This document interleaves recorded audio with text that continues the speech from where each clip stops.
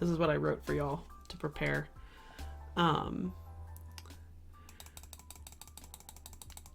Go away while I write some hieroglyphs down. Ooh. Nope. Okay. Again, I'm using my little tablet and such. So give me a second while I find a line for y'all to. I could probably do the beginning part. Do y'all want the beginning of the story? And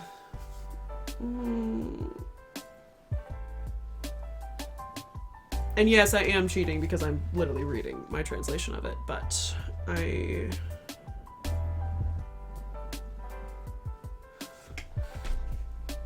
we'll go with the beginning. We'll make it simple. I'll just go with the beginning. Okay.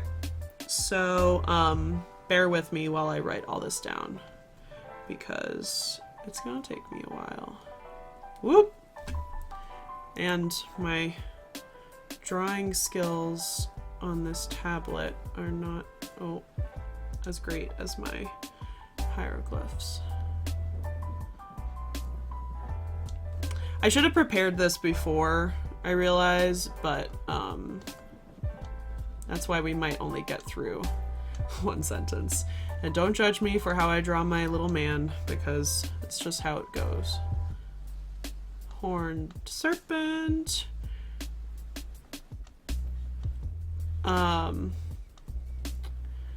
But Greg, we're doing the beginning of the Shipwrecked Sailor. Because they didn't want to do the offering formula, which I thought would be more simple.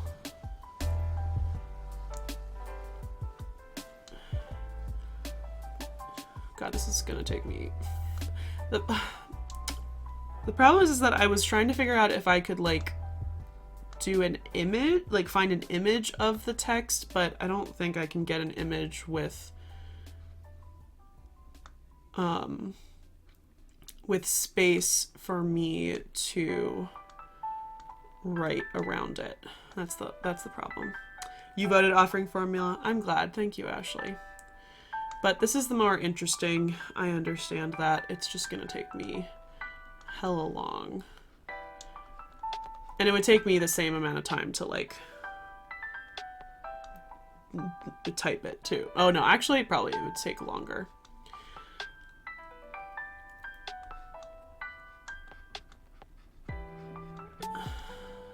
My hand is already cramping.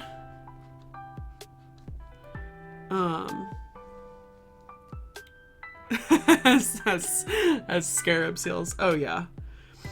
One of the students who was a year younger than me in the program, she crapola. I wrote it wrong. Nope. Go forward one. Hello, Wiz. How are you tonight? We are gonna translate. Oh, wow. Don't judge me. We are gonna translate some hieroglyphs tonight. So I am writing out right now the first part of the ancient Egyptian story called the Shipwrecked Sailor. This is a pretty... and when I say easy is, whenever I say easy, y'all, easy is extremely relative. I did not start translating this until my, thank you, Ruby. Wise. Thank you, Ashley, for reminding me. I gotta do that. Now that I have BTTV, I can change, nicknames. I gotta remember to do that. Oh yes, this is the original guy stranded on an island story, for sure. But thank you, Ruby Mad Hatter, for lurking. Boop, boop, boop. Alright, we're just gonna, we're gonna draw 2 lines. So, give me a second, y'all.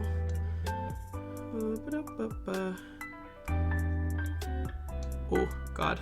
Struggle bus. Fun fact for those questioning, this symbol is the vagina.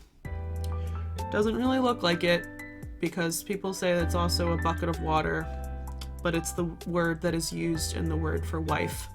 And if the penis is used in the word for husband, then this is a crocodile. It doesn't look like it, but just deal with it.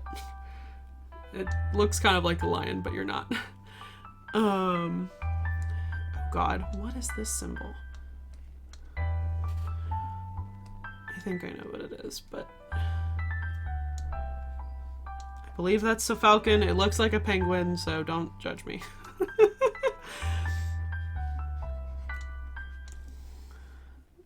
He needs legs. Walking legs.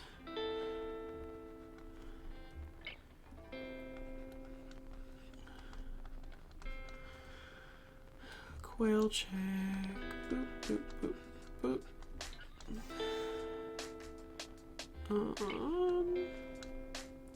Now anybody who watched my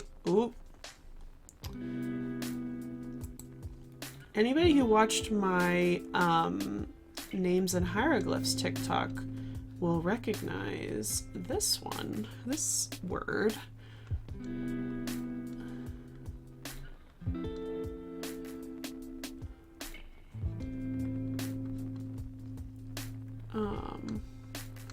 But yeah, I hope y'all, if anybody watched that, if y'all enjoyed that TikTok. I kind of really liked making it and letting y'all watch my process, even though I totally and utterly messed up and I had to, sorry, I'll look in the chat in a second. I'm almost done with this.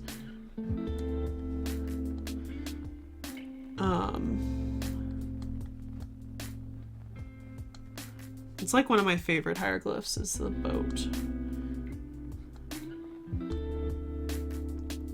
I don't know really what this thing is.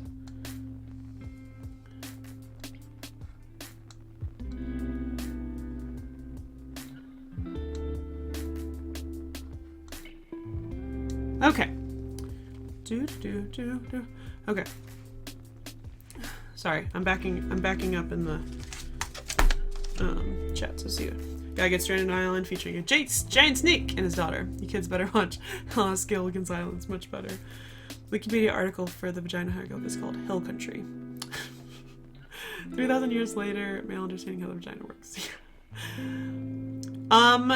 It's this symbol. You might have been delayed. It's not, I hope you can see that. It's not this one, it's this one that's underneath this. It's literally a pot of water, is what other people say it is.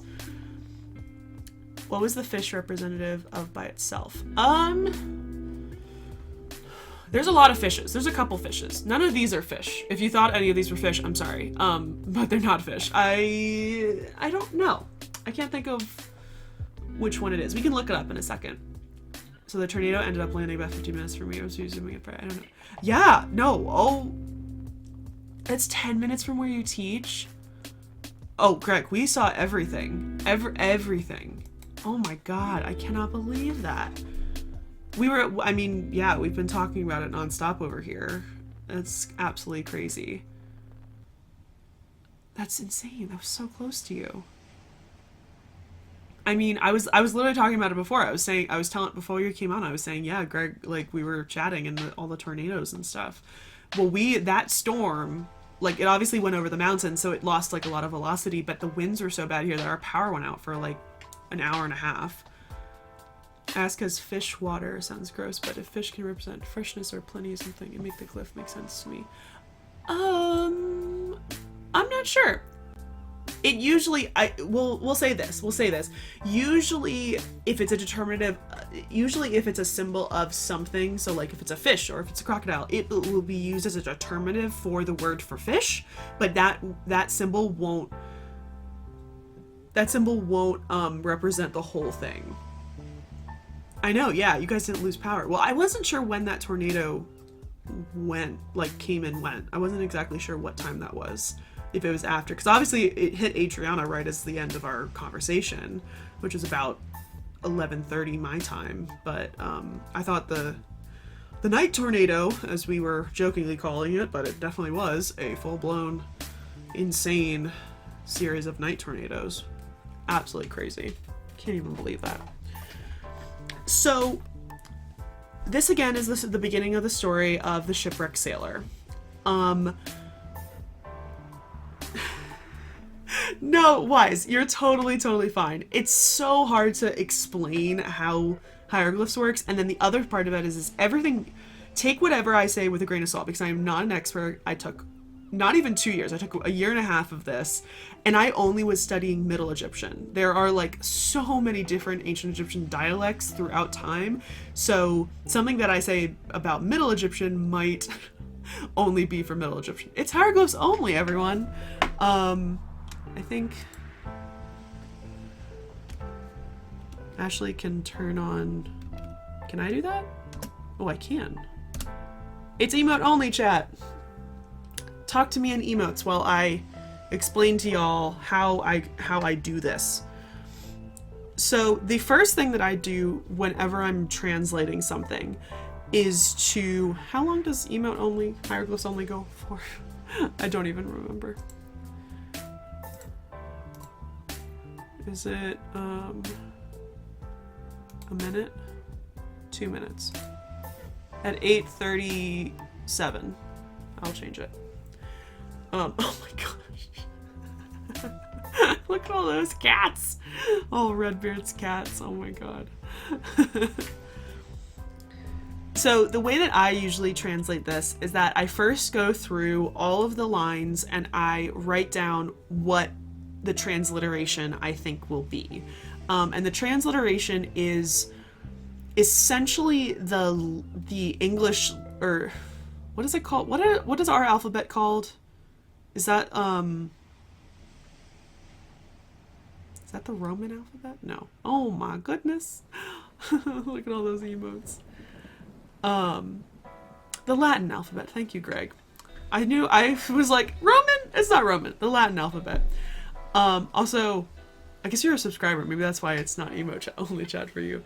But yeah, so essentially transliteration is a way to put the ancient Egyptian into a Latin alphabet, with some exception. There are some interesting letters that I'll explain when I get to them. But it's not essentially that each hieroglyph represents one letter. Some hieroglyphs represent more than one letter, going all the way up to 3 letters. Called a triglyph. So a monoglyph, no, that's not correct. I can't remember. I feel stupid. Wait, no, don't correct me. I have it here. Biliterals. A monoliteral, a triliteral, and a biliteral. That's what it is. So certain symbols represent either 1, 2, or 3 sounds, which translates into a Latin alphabet letter. But there's also the thank you, Ashley. But there are also determinatives, and determinatives don't have a letter, even though in certain contexts they might have a corresponding Latin alphabet letter. They don't always. If they're a determinative, they don't. Sometimes it reiterates the letters that are in the word, sometimes it doesn't. So if I go through here, I know this is S, double D with the first being the second D. So this one literally is S, and then the big snake is second D, which means it has a line underneath it, and this one is first D. And you always read into the faces of the animals and the people. So if all of these people were flipped the other way, I would actually read it from right to left. And then you also, when it comes to things that are on top of each other, you always read top to down. So I have SD. This might be the word for I, which means it's that. But then we got R, F, N, K. I don't remember what this sign is. I have a vague memory, but I know this is a double T. E, R, This is Erie because of these. This is Hepper. I have to check on that one. I'm not sure which H that is because there's 4. M, possibly the E. This might be a determinative, so we'll come back and check that. Double D, S, maybe an E.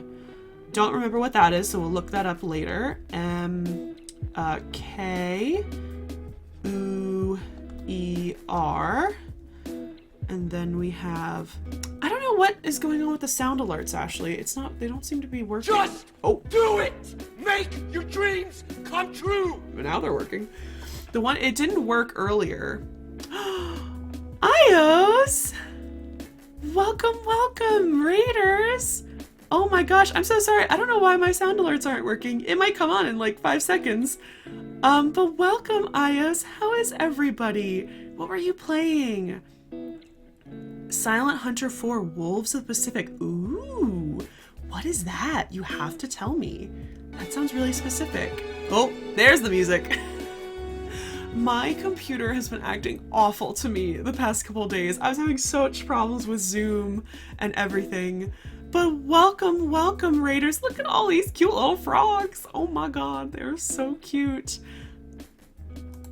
Oh, you were with Paleontologizing. Hi, Paleontologizing. You're playing a submarine game. Ooh, very fun. Thank you, Greg. I was gonna mention that when they come up. But yes, mostly Latin alphabet, but not the full Latin alphabet. Submarine Sunday. So welcome, welcome everybody. My name is Melissa. I am in denial in more ways than one. I am an Egyptologist and an archaeologist, and I stream Egyptology and archaeology games here on Twitch. Today we're actually doing a lecture, and it's a very casual lecture. I am going to be translating some of these hieroglyphs. So currently we are, oh, look at that dinosaur body all separated around the screen. That is so funny. Oh my gosh. Thank you, Claire, for doing the shout out for Dino and Ios. Sorry my sound alerts are on a delay, but thank you so much, Skullgun, for the follow. Welcome, welcome. So we're doing a lecture today, and I am translating this bit of hieroglyphs. So this is the beginning of a story called The Shipwrecked Sailor, and it's kind of one of the earliest stories of like guys stranded on an island, pretty much. There's this music. Welcome everybody. Look at that. I just love the dinosaur parts that are just so separated all over. It does look cool. It does look cool with the little head. Thank you, Relly Girl, for the follow. Welcome, welcome. Welcome in, everybody. Thank you so much for being here. Thank you so much for raiding. I hope your stream was really fun. Lots of fun on a submarine game, of course. But yeah, so this is the beginning of, we've just started pretty much. Hello, Lulu. Welcome. Thank you, Kate Sean, for the follow. Everything's delayed. My computer needs a serious hard restart because it's been acting up. I think it's these headphones. I'm not even joking, y'all. I think these headphones have cursed, or I don't think they've given my computer a virus, but like whenever I turn these on and connect to my computer is like, I don't like those things. Please don't connect them. I'm also live on TikTok. If y'all ever want to follow me on TikTok, I think I actually might be doing a post every day this week, because I got ahead of myself today, and I just posted a TikTok today of some glass lantern slides that I got that have ancient Egyptian depictions on it, which is really cool. The part 2 of that will be on Tuesday. Are you sure it's the headphones giving you a curse? Yeah, everyone want to meet my son? Come and view my son.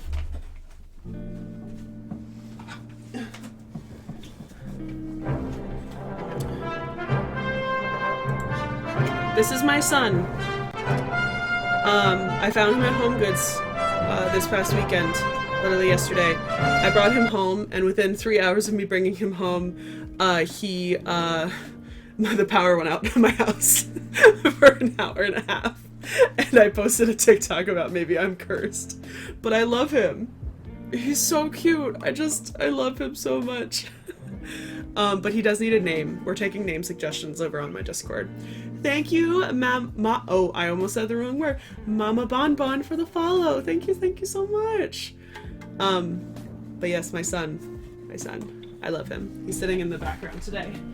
Because he's kind of heavy. He's behind my 1 year balloon that I eventually have to take down.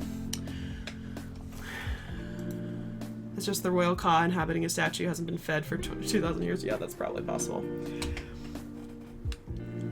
So, our stream was fun. Sinking ships and learning about World War II in the Pacific. Cool! So cool. I love games like that. Obviously I love games like that where it's like, thank you, Follow Sam, for the follow. Thank you. Ooh, we're almost close to 550. Wow, that's awesome. I love games like that where they teach you, obviously that's what I do. And so I want to do more. I want to try and reach out to more general history games rather than ancient Egypt, or I want to find some more ancient games for sure.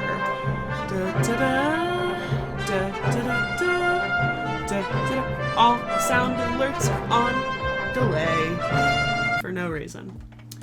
But thank you all so much for the follow. Thank you so much for the raid. We are translating the beginning of the ancient Egyptian story called the Shipwrecked Sailor. What I've done is rewrite all the hieroglyphs out, and then I am writing the transliteration down. And the transliteration is basically a way to write it in the Latin alphabet with some exceptions. Ancient Egyptian has only at least Middle Egyptian, which is the language that I learned, has how many? 1, 2, 3, 4, 5, 6, 7, 8, 9, 10, 11, 12, 13, 14, 15, 16, 17, 18, 19, 20, 21, 22, 23, 20. It's 24 letters in the alphabet. And it's not even a hard, fast rule that these are letters. It's just the basic one. These are the monoliteral signs in ancient Egyptian. There are 24 of them. There might be 25. I might have miscounted. I have a sheet that's posted on my wall over there. But pretty much there are 4 H's. There are 2 to 3 S's, 2 K's, 2 T's, and 2 D's. Which is why you have certain ones that are underlined here. You can see the second D is underlined. This is third H. Yeah, third H has the little smiley face underneath of it. And then there are also letters like this one, which is an ayin, is what we call it. And there's also an aleph as well, which I should write it down here, I think. So pretty much this is what my first step was always when I did this. So we got B, E, and then I know what this sign is. As I said, this is actually the female vagina, which spells Hemet, but I think this might be a determinative in this moment, so I'm not going to write that down. This is probably also a determinative, but I don't remember what it stands for, so we'll look it up. Crocodile is possibly also a determinative. The falcon on the pennant staff, probably also a determinative. This is first H, which is just plain. This is the aleph, which the best way to do it is like a 3. Then we got a K, then we got an U, possibly an I, R. This one I just know because I'm special. This is Waj where. So this is Waj because the snake is the D and the symbol behind it spells out probably Waj. This is the were bird with the R underneath it to enforce that there's a letter R in this. This is a determinative. M, and then I always know this word, I don't know why, depet for boat. N, T, I don't remember what this symbol is, and then these are numbers, and I don't remember the numbers, so we'll have to look up how much that means. So that's the first step that I always do. And then when I was very early in my hieroglyph career, I would underline or bracket what certain words were, and we will kind of go through that and see what I can find. So the 2 main resources that I use are this book, for those on TikTok, and for those here. This is called a sign list. So this has almost all, or at least the very important signs, and what phonetic association they have with them. This is from the back of Allen edition 2, I believe. And it's also very accessible on Wikipedia. And in several other places. If you kind of look up a hieroglyphic sign list, you can usually find this pretty much everywhere. So everything is labeled by type, and then by letter. So A is man and his occupations. B is women and her occupations. C is anthropomorphic deities, and it kind of goes through that.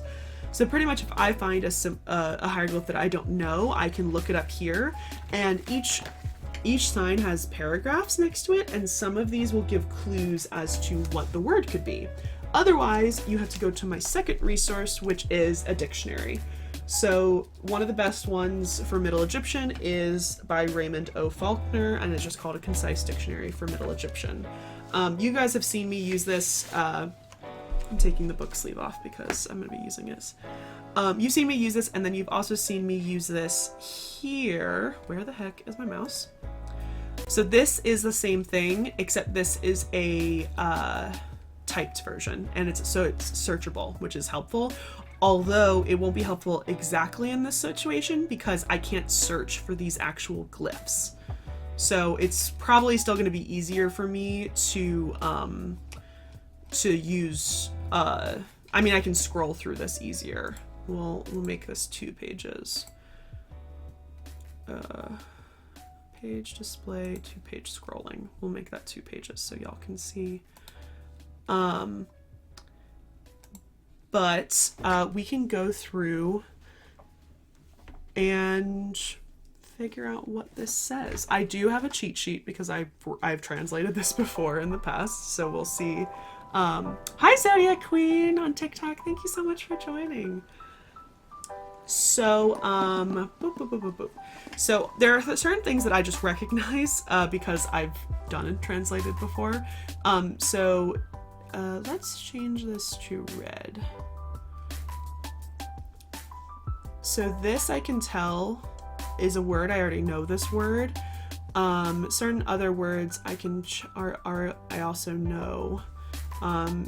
This is one word. This is one word. And I'm gonna presume this is all one word, but we'll have to look that one up. And yeah. Does a cartwheel. Look at the little honestly, one of my favorite hieroglyphs is the falling man, which is just a man with his arms like this, but it's drawn sideways, so he looks like he's falling. Oh yes.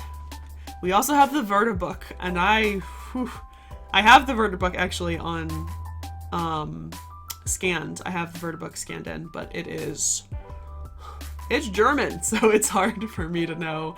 And it's got so much. And I also think that the scan that I got misses a book. I think I've gotten like one half of one of the books is missing or something. I tried to remember, but I was having difficulties with it in quarantine when I was finishing up my thesis.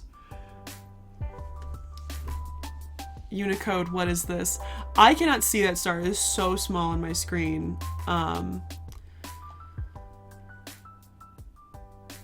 The Vertibook is the original German dictionary, but Hanning's updated version from 2003 is more expanded than the original one. Interesting. Okay, I don't even know Hanning. I don't know.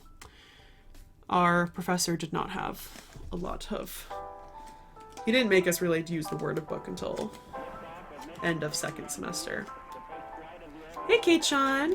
Can I assume the hieroglyphs don't have an indicator between words like we have a space? Oh, yeah, you're completely correct. Yeah, you have no idea. When you look at hieroglyphs right here, you have absolutely no idea if this is saying one sentence, 2 sentences, 3 sentences. You really don't even know. Let alone do you know how many words are in these sentences. So yeah, completely up to you to find out. Which, oh god, was that the struggle at the very, very beginning of me taking hieroglyphs? Yes. Because certain words, like for instance, these the seated man hieroglyph can be used as a determinative, but it also can be used to say the word I. So you can't tell sometimes if it's a determinative that is attached to the word before it, or if it's a separate word entirely.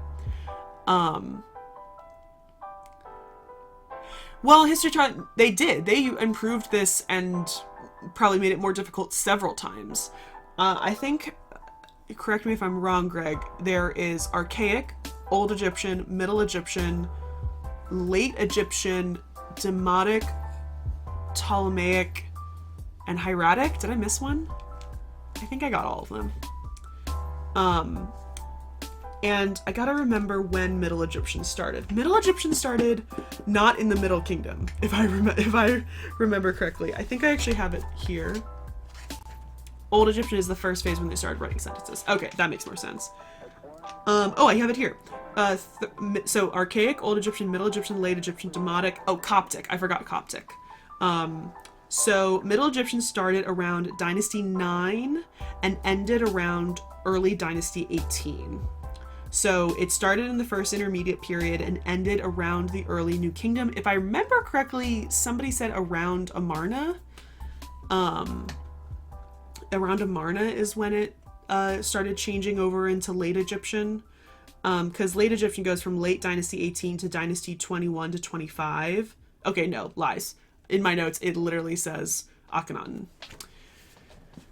No skull gun, not that I know of, and to be honest, I am not even sure. This is a very big problem with learning about Egyptology and learning about history, is I'm not even sure at what time period was the Bible first written, because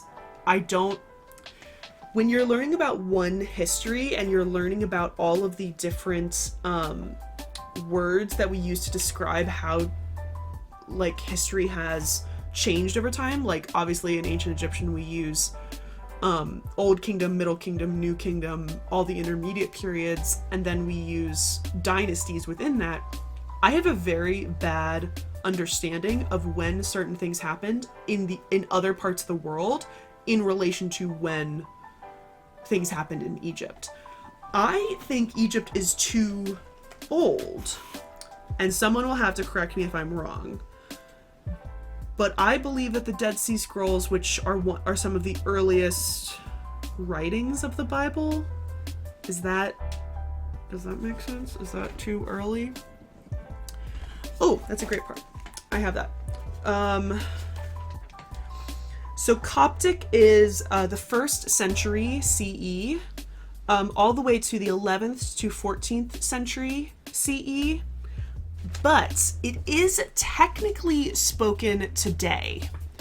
It is technically spoken today, but in a very, very select place. It is only spoken in the Coptic Church, and it is spoken as Latin would be spoken in some Catholic and Christian churches. And yes, and there are definitely communities in Egypt that probably still speak it, but it is mostly a liturgical language. All right, I actually have to run to the bathroom. I will be right back. So give me 5 seconds. Ask some questions and I will come back and I'll answer some questions before we start actually translating this. So just give me 1 second. Welcome to Melissa in Denial. Hi, my name is Melissa, and I'm in denial in more ways than one. I am an Egyptologist, public archaeologist, and future museum educator. I've excavated all over the world and worked in multiple museums, but really, I just love learning about the ancient world. I founded Melissa in Denial so I could educate the public about ancient Egyptian archaeology, art, and history. Come along with me to explore the wonders of ancient Egypt.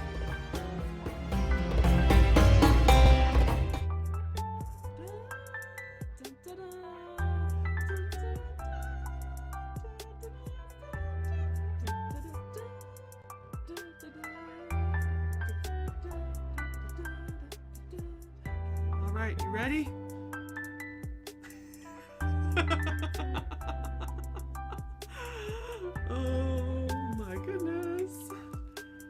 You overdeemed, dressed like an Egyptian. And I had to dress like this for the rest of the stream. Where are we, you said? Yeah, we're in the butt of the Sphinx. There it is. This is his butt. Look at the arms. Can't really see it, but yeah. We're in the butt of the Sphinx. That anybody who watched my Sims 3 streams, I know that we got into the butt of the Sphinx.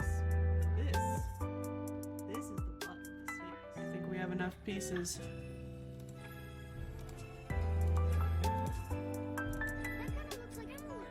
Oh! What? Alright, I'm back. Thank you guys. Okay, let me see the questions. So for two symbols before boat, the symbol with an M, so that would be a definite one-word symbol. Yes! So we'll talk about it when I get to that, but yes, because I can already see that these two words are definite, I know that there is obviously this M is some sort of word, and I'll show you what word that is.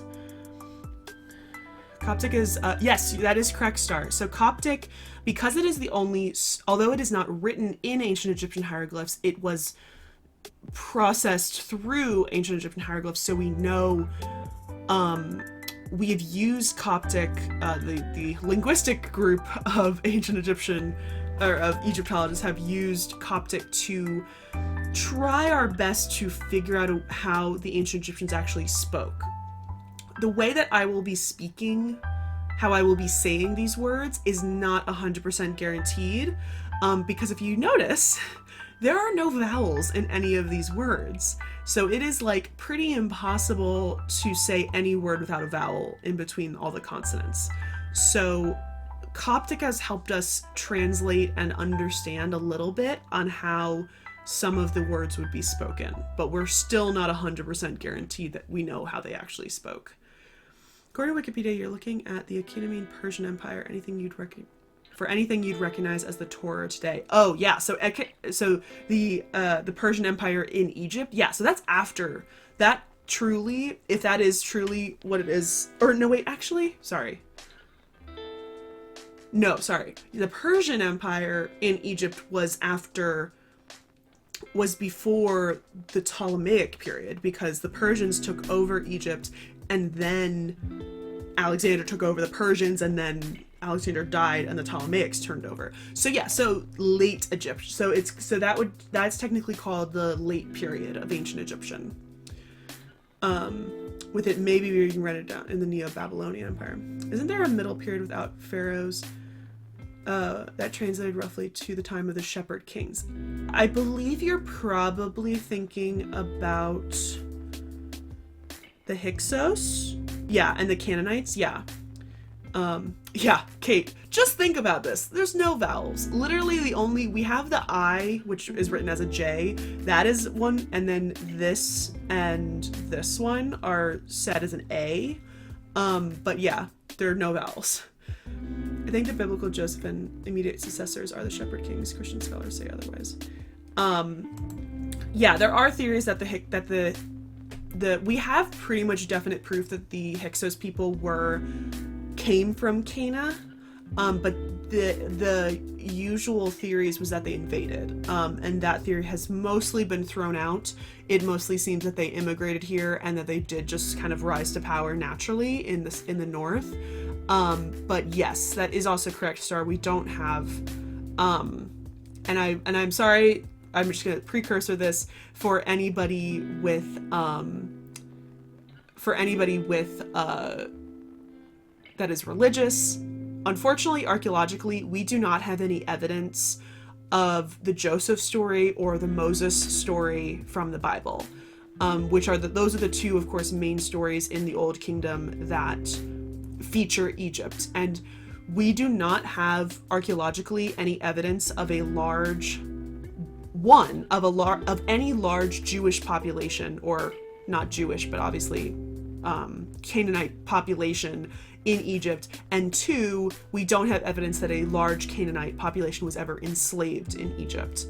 And that is just what we have archaeologically, and it's so hard for me to talk about this because it is I hate to say it, it's how I got into Egypt. I love the Joseph story. I love the Prince of Egypt, and those two stories brought me in to talk about ancient Egypt. And now looking at it historically and archaeologically, we don't have any evidence that they were ever there, and so it hurts me that it invalidates an entire two religions, almost three religions at that point.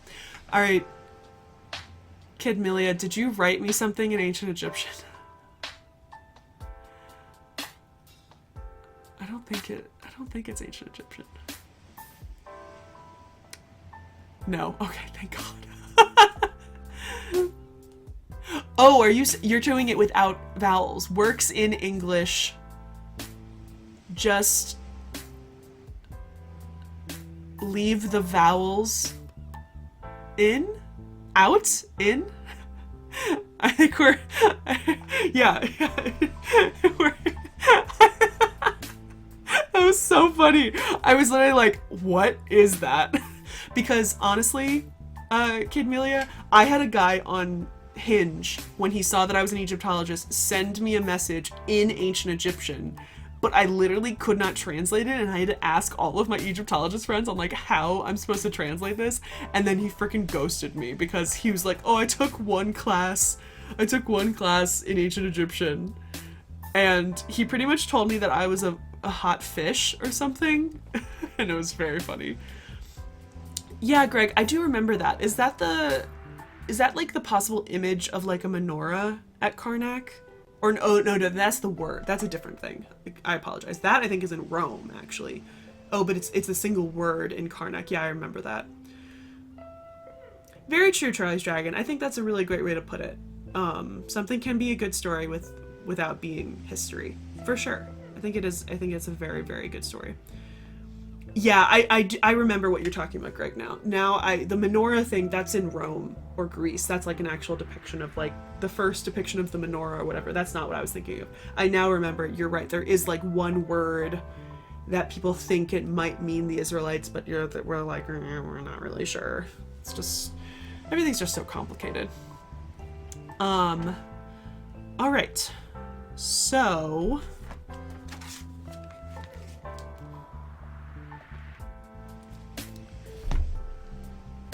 now let's look up some words. I was gonna say my Christian teachers place it in a completely different period because a few pharaohs.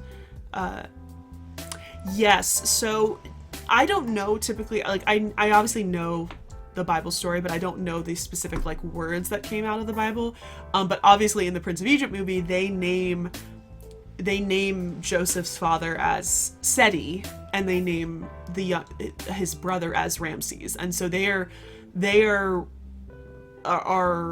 displaying this as Seti the First and Ramses the Great, or Ramses the Second, which, if I remember correctly from biblical archaeologists' theories, they are placing that time period closer to the New Kingdom, to the 20th dynasty. So it kind of made sense that the movie used that. Wrong story, sis? Oh, sorry. We're talking about Joseph. I'm so sorry. We were talking... Yeah, I'm sorry. I was talking about... Yeah, I'm wrong. I'm wrong. But I will tell you all this story, which the reason why I got those confused. I took a myth and literature course in college, and I thought we were going to be talking about Greek myths. I thought we were talking about Roman myths and stuff like that. The first story that we talked about, the first myth that we looked at, was the Old Testament. And this was a Jewish studies professor, so it surprised me like crazy. This is one of my big like turning points of my like life with religion and stuff, was listening to this lady look at the Bible as a story and translating it. And it was absolutely crazy to me. But the reason why Joseph and Moses are actually very deeply connected is because the story of Joseph obviously ends with the tribes of Canaan coming to Egypt because there was a famine in Canaan. And Joseph, he was the vizier, he invites all of his brothers, his 12 brothers, to come and live in Egypt. And pretty much what happens is all of those people are the people that are enslaved in the story of Moses. And our teacher pointed out very candidly that in the parts of the Bible between the story of Joseph and between the story of Moses, because there's a couple stories in between, God is never brought up. God does not appear to anybody. God does not talk to anybody. Like, he is just AWOL. And she was telling us that the reason of that is because, and this is going to sound crazy, but the Bible was this type of propaganda. And it wasn't, obviously, propaganda doesn't always have to have a negative connotation. Propaganda could just mean something that is trying to convince people of a story. And they were trying to convince Christians, and of course when it comes to like the Torah, Jewish people, that they were obviously trying to convince them of something. And if they're showing them that their people are full blown enslaved in Egypt, God can't be there. God can't exactly star. God can't watch over these people being enslaved. He has to be gone. He has to be missing. He can't be in the story, because that makes God look like shit. If he's just watching and just being like, yeah, we're gonna let this happen. So they removed God from the equation. Like, the writers of the Bible were like, yeah, we can't include him here because everyone's gonna hate God. And so, God took a sabbatical. He's sitting back watching his people start. Like, exactly. Like, people who read that don't want to be mean. Like, they don't want to be like, oh my God, God's awful. So they just removed God. They said God is missing. There's like a sentence of something that's like, God is not here. And that's why when Moses comes in and God talks to him, it's like, holy shit, where have you been? I feel it's blasphemous to say. I mean, I know, believe me, that this lady was a Jewish studies, like, was full blown a Jewish woman and was a Jewish studies professor. This entire class seemed blasphemous to my name, but oh my God, it changed a lot of that I looked at. Appears to be a document from educated priestly class returning from Babylonian exile after the Persian conquest to cement control over the majority of the population that wasn't put into exile. Huh. Very interesting skull gun. What is that specifically? Is that the one at Karnak, or is that like the early Bible? This is from Wikipedia Times. Yeah, honestly, Wikipedia is fine. As long as you check the sources that they're okay and confirm it with other sources. Wikipedia is a good stepping off point. You can't ever cite it, but it's a stepping off point to find like more legit sources. What is that? Oh, all right. So let us look in the dictionary for the first word. So actually we're already in the S's. So automatically for me, if I know that this is a word, it's very strange to have just a lone letter out in the front. So let's try to see if maybe this is a word in itself, all three of them. So let's go to S, D. Also, the alphabet is completely out of order, so you have to get used to it. So D is at the very end of the alphabet. It goes, It goes Aleph, J, Y, I, N, W, B, P, F, M, N, R, H, H, H, H, Z, S, S, Q, K, J, T, T, and D, D. So I gotta go all the way to the bottom of the S's, and there's a lot of words that start with S. So let's see. So what do we have? We have S, second D, and D. Let's see if we have a word for that. It's gonna be at the very end because it has two D's. Don't care much about Christianity, wasn't even baptized. Saying God took. Yeah, it's hard, and this is the problem, is that this was an academic discussion. This was not in a religion course. This was in an English course. And so some people, I know, will take offense to that, and it will seem blasphemous to some people, but this was not a religion course. This was not meant to educate about religion at all. This was looking at the Bible as a mythology. So it did seem very strange and very blasphemous to say that God wasn't there. And especially, it's blasphemous to think that, like, it's not that God wasn't there, it's that AKA, God doesn't exist, so the writers are writing that God wasn't there. Like, that's crazy to me to think. And it's still something that I don't totally struggle with today, because like I know where I'm oh my god, Charlie, I didn't even think of that. Skullgun, you're fine. Honestly, we love derails. As long as they're not going into conspiracy theory shit, like, I love talking about derails. And we're fine. I knew that we weren't going to get a lot of this done. A lot of the sentence translated. We're going to get this sentence translated. I know it, but that's all we might be able to get done, just because I take forever on it and I talk a lot, and that's just how this stream goes. And I'm fine with that. Charlie, I didn't even think about that. That sabbatical comes from Sabbath, because a sabbatical is a break. I didn't even think about that. That might be blasphemous. That's crazy. I didn't even, wow. Also, Charlie, I forgot to mention, I just sent off your package, your giveaway book today. It's probably going to take a while, but it's on its way, so get excited. Okay, perfect. So this is actually a specific word. So it is a causative word, which means, I totally forgot about this.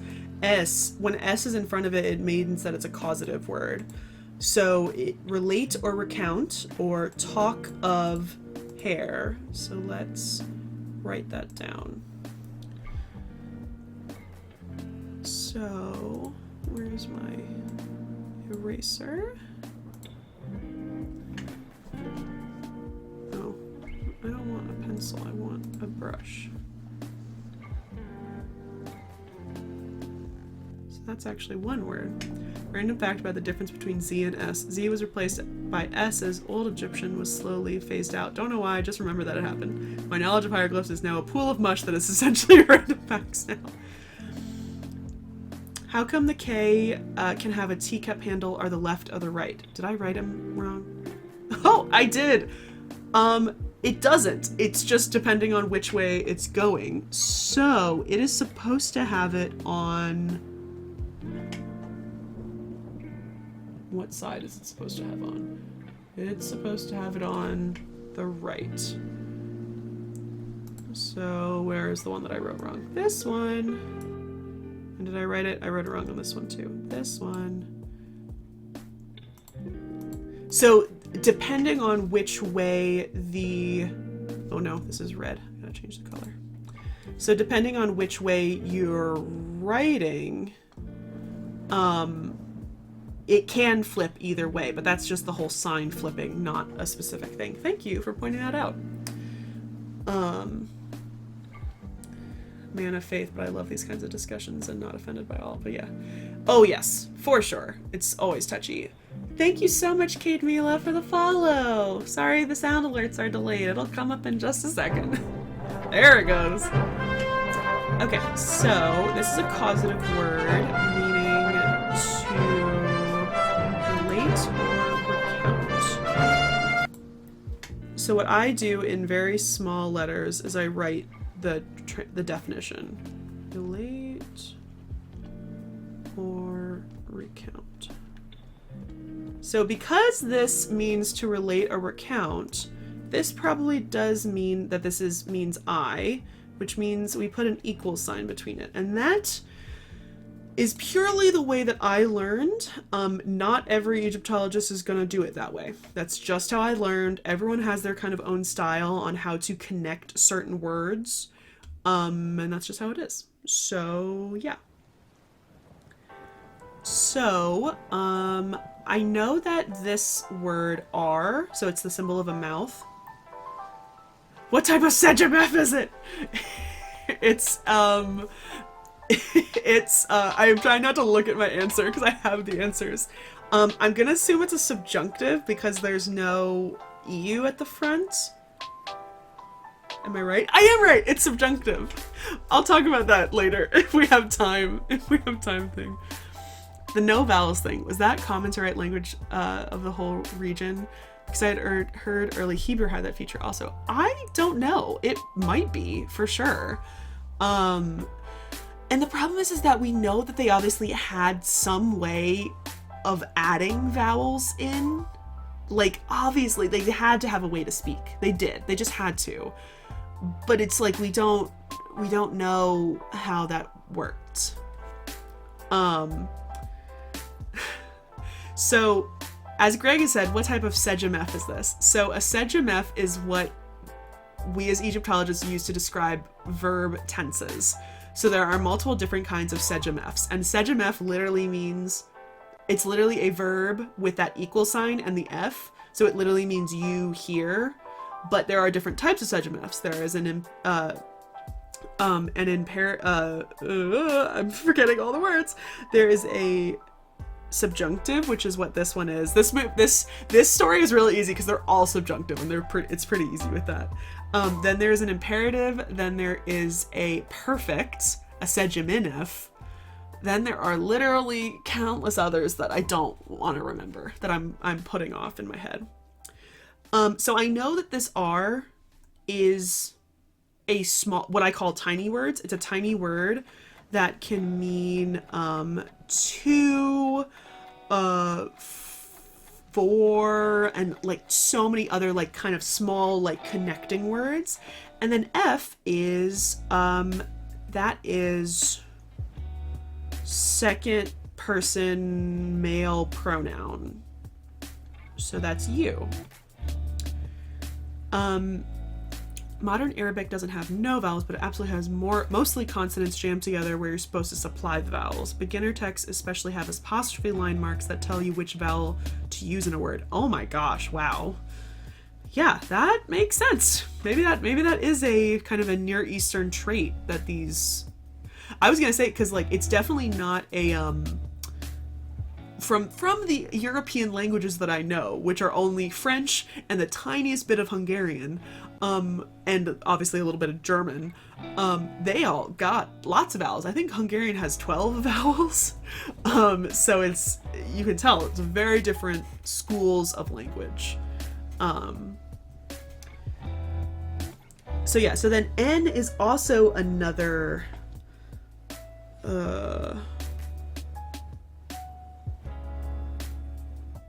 LOL, no. I'm looking at my cheat sheet and I'm like, I think I did this all wrong. But, oh, that's what I did wrong. That's what I did wrong. F is not third person. F is not second person. F is third person, which means that that's not what that is.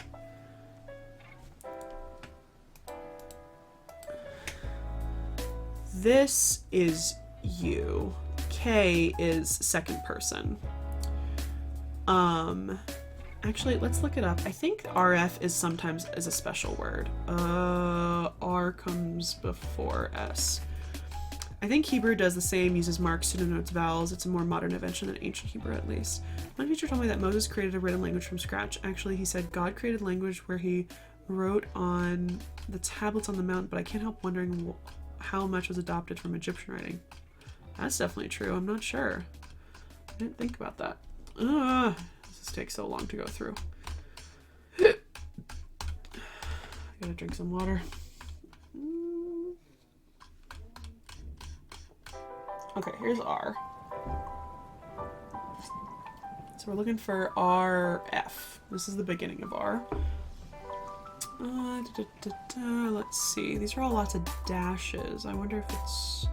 Oh, here it is. Oh, yes. Okay, it's an enclitic particle. So we actually don't... we don't translate it because it's an enclitic particle. It just means, like, therefore, together. So it's kind of... These are kind of together. So this is therefore. And then... Let me... show you N. That is true. Yeah. Oh, I missed it. So N as a preposition means 2 or 4. Okay. That's where that comes in. So 2 or 4. Now let's look up this symbol. And I'm going to look it up in my sign list because I don't remember where to look it up in the alphabet. So I'm going to go through... Luckily, the sign list has a cheat sheet at the end, which has all of their, not all of them, but their sign... Greg! You're right, it is me. Greg's helping me cheat, and that's fine. I will take it.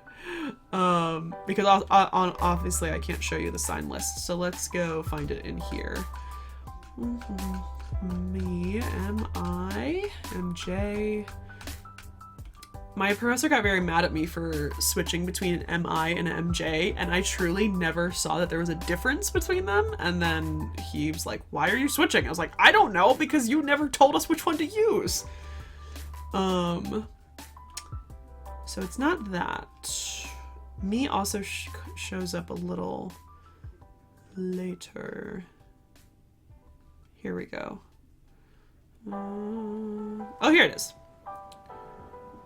So let's see if I can find the word. Oh, here it is. Meat. So changing it to black. So it actually is written M-J-T-T. J's are used more by the Germans. Oh, sorry. Showing off my desktop.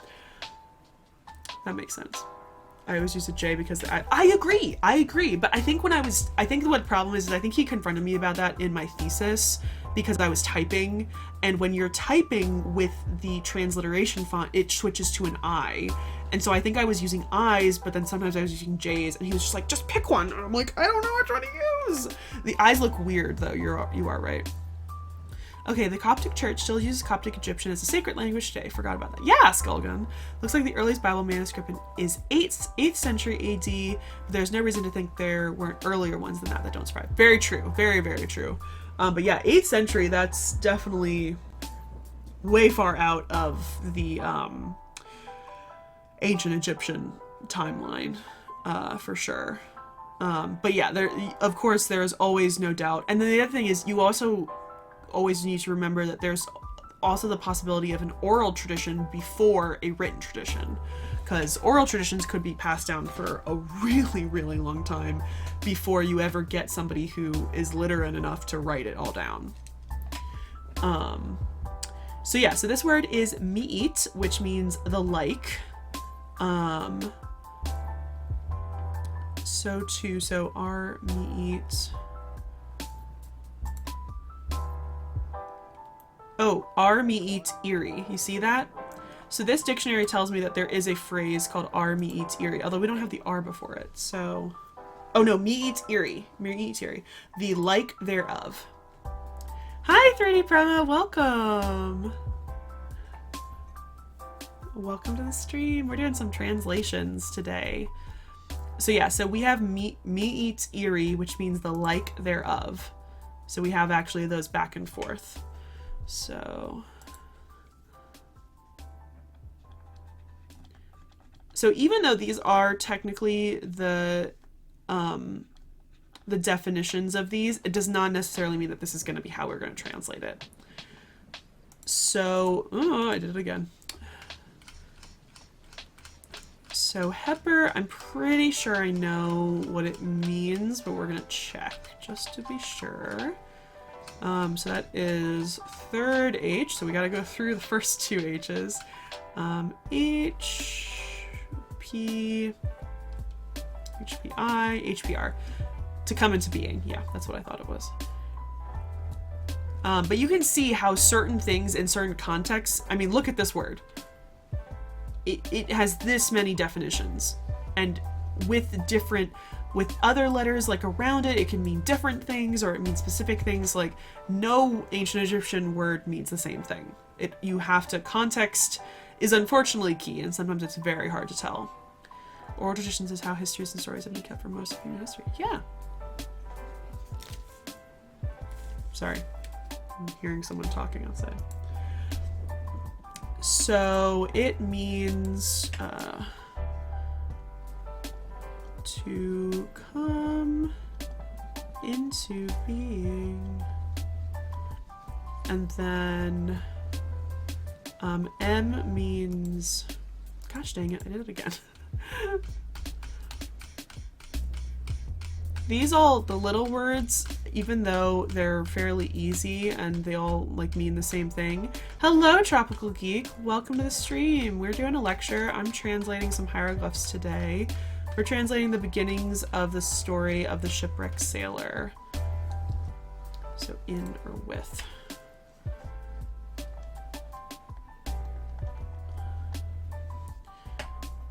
But this also could mean something else. Ah! I did it again. And I might be slightly cheating looking at my stuff.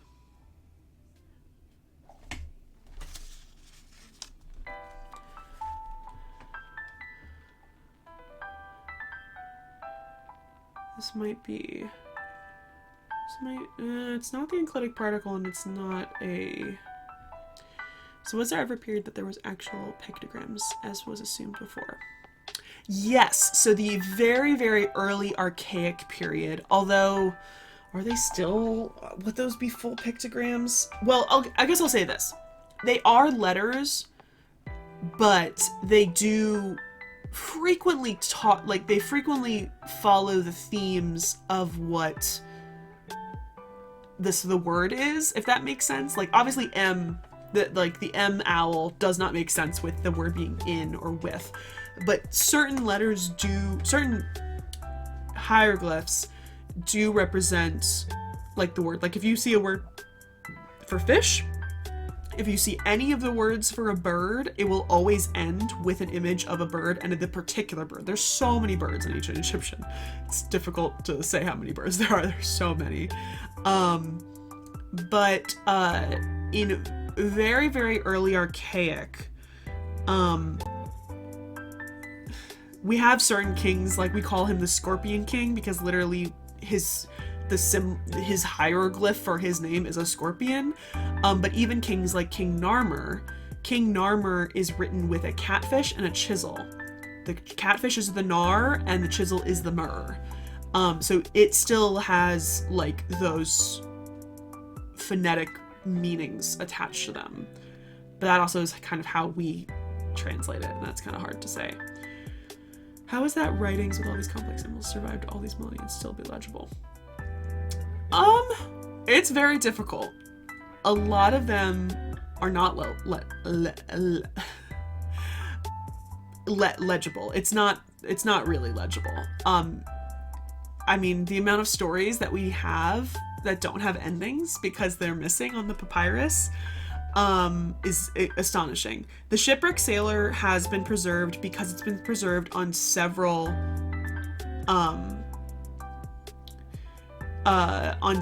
different on several different examples. Several different pieces of papyrus and ostraca have the Shipwrecked Sailor on it. So each one is a little incomplete, but put together we have almost a full story with.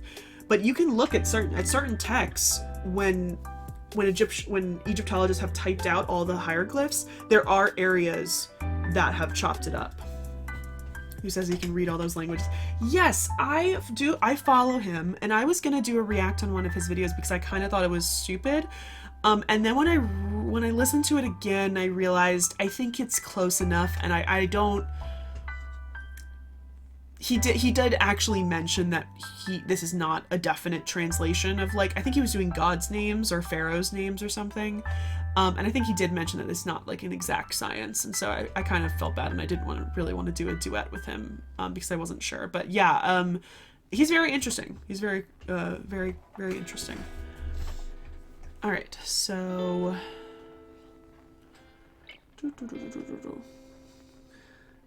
I'm not sure what you're typing. 3D Prema. Yeah, it's hard. It's hard. He's definitely putting a lot of oomph into it, and I'm like, I don't know if it should be, but I did film. Oh no, Star. I did film a duet, and then I kind of backed out on it. I was like, I don't know. I think it's hard for me to say. I'm skeptical of the redheaded guy though, especially since the native speaker correct his pronunciation. He didn't want to listen. Oh, was that like a Native American language or something? I didn't see that. I think I definitely follow him, but I don't see his content pop up on my feed as much. But that's true. That makes sense.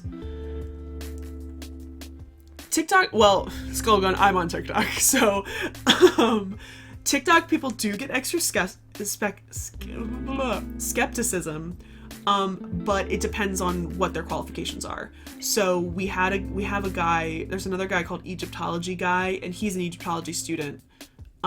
Pretty much like me. I think he may be doing his PhD at the moment. But yes, you are true, Skullgun, especially after the Rome is fake lady. It is good always to approach these things with skepticism, but as long as you kind of know their qualifications, and honestly, if they just seem respectful. There's this one girl who's an archaeologist there, and she is just sometimes so like she responds to all like the haters' questions, and she's so rude about it. And I'm just like, can you just be nice? Like even if they're being rude to you, just like ignore it. Like don't just like prompt it and make videos about it. Like I don't know. We're mutual friends on TikTok, so I'm happy. But like sometimes I'm just like, ugh. All right, I'm skipping ahead slightly. So, oh, I see what this is. So this word is literally just the symbol, and it's literally just hand. And then this is I. And then let's see what this word is. This is D, so it's going to be all the way at the end. The chaff from the flower on social media in general, unless you fact check everything. Yeah, for sure. I completely forgot for English class we had to rewrite fairy tales with the modern twist and a different POV. I chose to do the tale of the... from the POV of the snake! Oh, that's so cool, Star! Some will find the emotes for millennials and wonder what the heck they were saying. Yeah, that's true. Honestly, I wouldn't have as much problem with emotes. A POV is point of view. So this story is about a shipwrecked sailor who meets a snake, and so Star is saying that she was going to rewrite the story in the point of view of the snake instead of the sailor.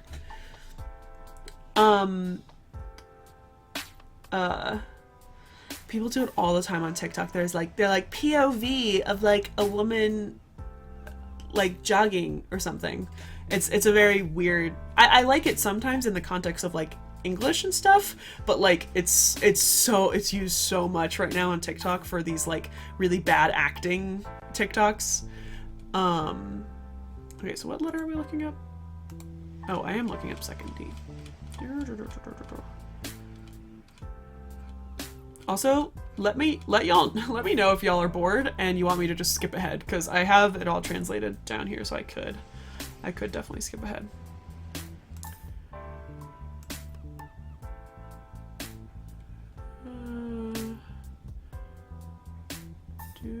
Is this a word? Oh, you know what? That's... Wait a second. What word is this? This word isn't here. Always fun when you can't find a word. I know what the word is, but like I'm trying to find it in here so I can show y'all. But it's apparently not here.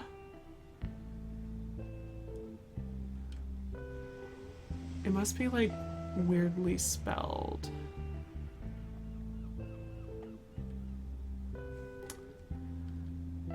Well, we're gonna skip it, and I will just show y'all. It's so weird that it's not here. Okay, whatever.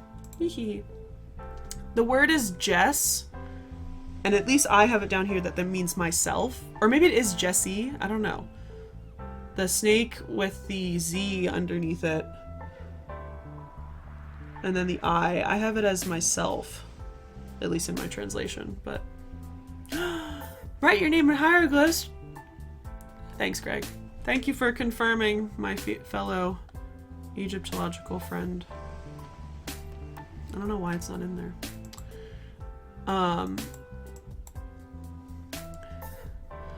Sorry, I missed somebody. I missed something. I am, for one, super fascinated and intrigued. Okay, thank you, Kate Sean. Not bored, tropical, perfect. Is the youngest Star.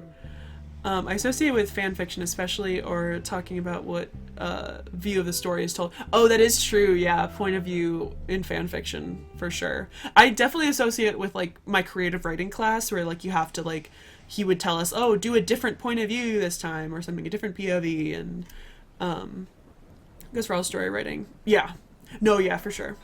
So many symbols for one letter or for one sound. So there is something called, so certain letters are monoliteral, meaning one sound for one hieroglyph, and some are biliteral, so two sounds for one, or sorry, two hieroglyphs for one sound, and some are triliteral. Wait, no, that's a lie. Back up.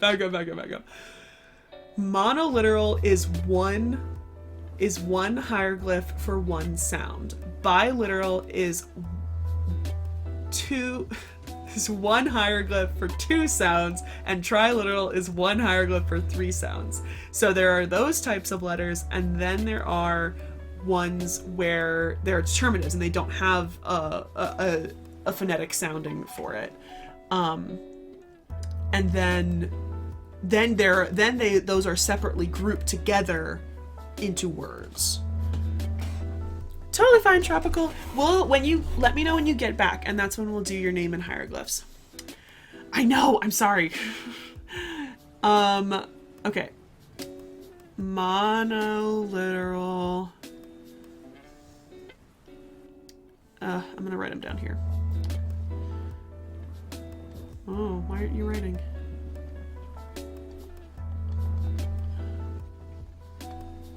Monoliteral is, say,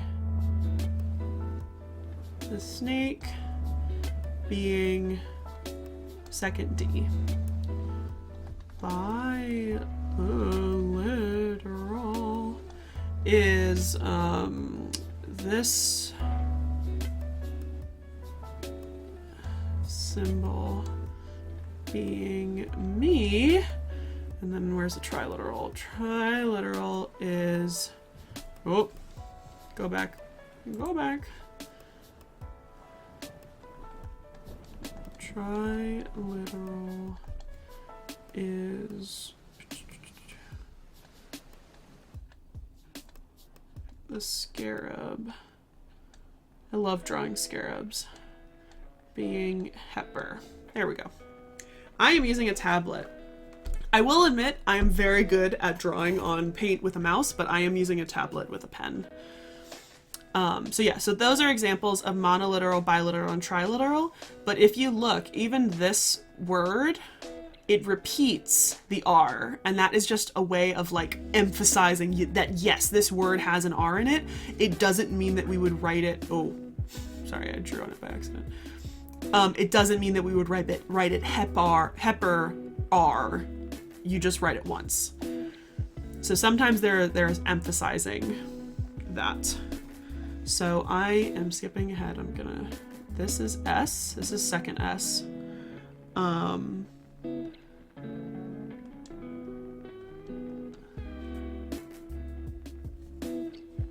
Sorry, I'm just skipping ahead slightly just because I only probably have about a half an hour left. So I want to get it actually just translated for you. I'm glad to hear that I would have no chance trying any recognizable with a mouse. I'm pretty good. People have been like, wow, you're pretty good on paint. I'm like, yeah, because I use paint like way too often. All right, so this word, this is a sentence. Oh, I am about to erase it by accident.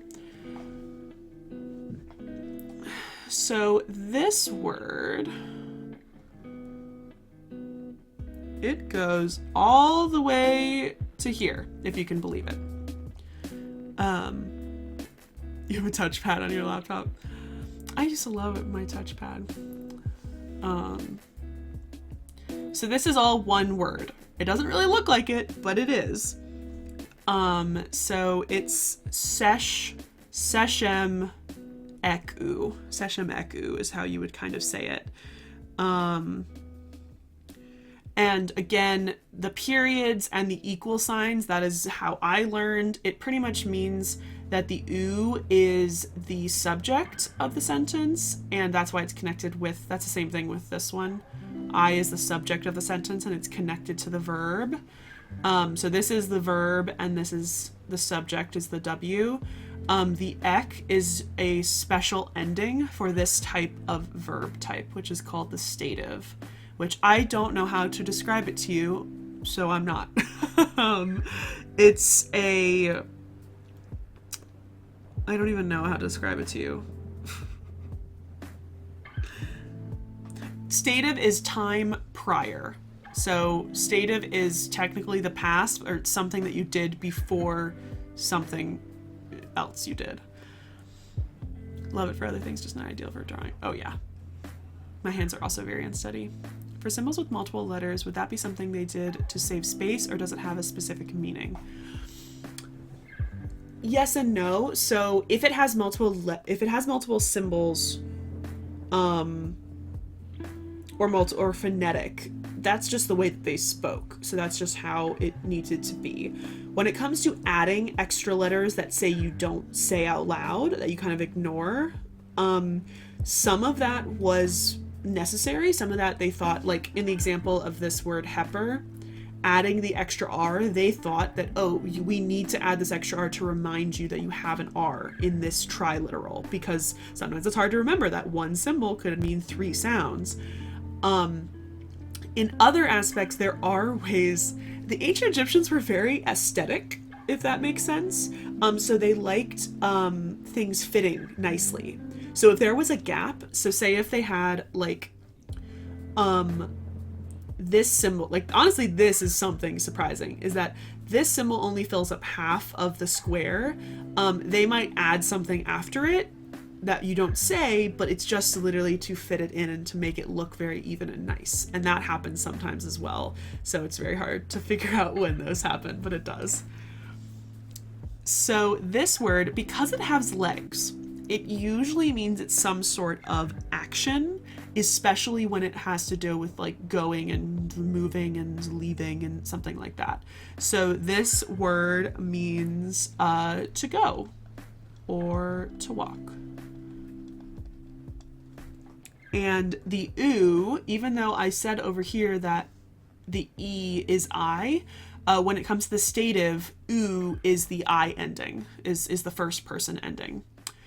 So then R is a little word meaning to, and then we go down to the second sentence. So I'm gonna look this up for y'all to see, because this is actually a place. Let's not scroll. It's gonna take forever.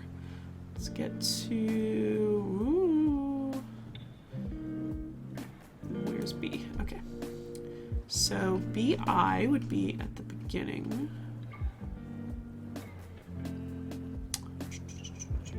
Ah, here it is.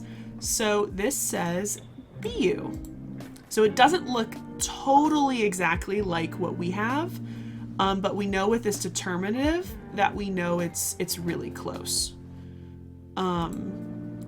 So yeah, so we have everything except the quail chick and the dashes, which means it's like a multiple. Whenever it has dashes, it kind of means that it's a plural, or something it's describing. There are a multitude of it. So this is the Biau, which is a mining region or a mine.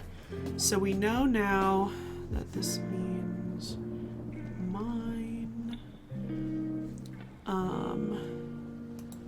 And we also know that we have to add this, and then probably because it doesn't have those strokes, we don't have to make it plural, which means we don't have to add the W at the end. So that's one word. N, so the water sign also means, ooh, I'm in the wrong color. What kind of mine? That's a very good question. Let's look at it again and see if we can figure out which kind of mine. So N means 2 or 4. So I'll write that down. So it looks like this word generally just means a mine. So we're not exactly sure. But Dee Dee, if we added the word gold, it would be a gold mine. So the word for gold is noob. So if it was a Biau noob, it would have been a gold mine. So this looks like it is generally kind of just talking about a mine of some sort. You can see that like Biau also can mean the produce of a mine, the product of it. And then with Biat can mean a quarry. So like the words are all very similar, but they are also very general, and you just need another adjective or another noun to describe what it's meaning. So you can see here that like Bia, which is the word that Biau comes from, means a mineral, but not a metal. So it most likely wouldn't, maybe that's what they mean, that it won't likely be a gold mine or like a silver mine. It would probably be like a, what are minerals? It'd probably be like a salt mine, if salt, well, no, there aren't really salt mines in ancient Egypt. It was more of salt flats. Yeah, so something along the lines of that. But you would just need some other verb next to it to indicate which, what kind of mine. Oh yeah, so then we have this word. So I'm just gonna show y'all.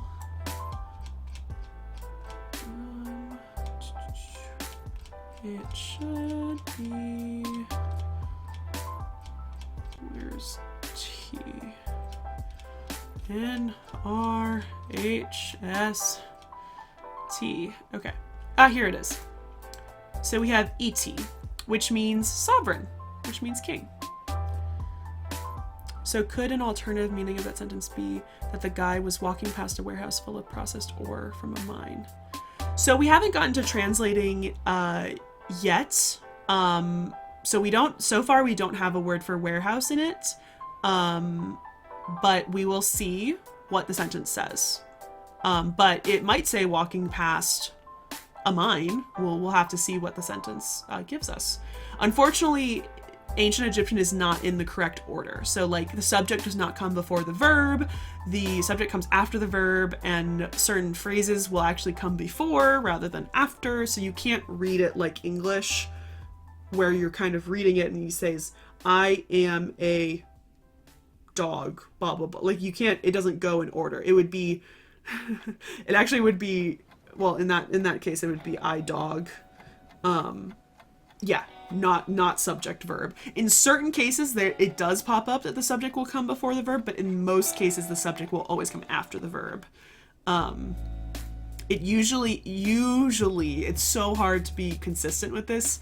It's usually verb, subject, object. But good examples of homonyms with different meanings in English being spelled differently, which I feel relevant in hieroglyphs, meaning different things. Yeah, for sure. So this word is et. It's two crocodiles and then it's Horus on top of a banner. And so it means a sovereign. So what color am I in? Oh. So it means sovereign. And I don't mind if I don't spell this correctly because, so it means I-T-I. Or wait, actually, was it Y? Ah! It was Y, never mind. Y. We're just gonna correct that like that. Okay, so then I have this word, which I think is another, verb. Let's check.